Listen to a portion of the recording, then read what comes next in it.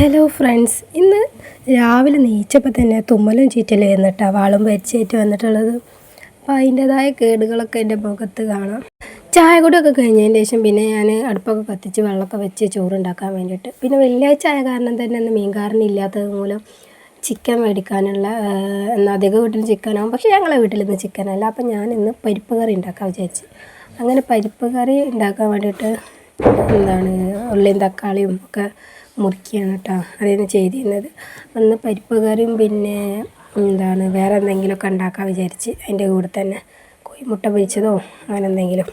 അങ്ങനെ പരിപ്പ് കറി ഉണ്ടാക്കാൻ വേണ്ടിയിട്ട് കുറച്ച് പരിപ്പൊക്കെ വെള്ളത്തിൽ ഇട്ട് വെച്ചിരുന്നു. അതൊക്കെ കഴുകി കുക്കറിലിട്ട് ഉള്ളിയും തക്കാളിയൊക്കെ അരിഞ്ഞ് ഒക്കെ റെഡിയാക്കി കുറച്ച് വെള്ളം ഒഴിച്ച് കുറച്ച് മുളക് പൊടി പിന്നെ മഞ്ഞൾപ്പൊടി ഉപ്പ് പാകത്തിന് വെള്ളവും ഒഴിച്ചിട്ട് നേരെ കുക്കറിൽ ഇട്ടിട്ടാണ്. അത് ഒരു 2 വിസിലൊക്കെ അടിച്ചാൽ അത് വേവും.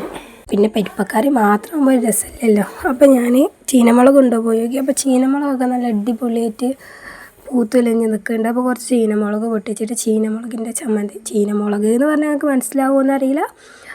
കാന്താരി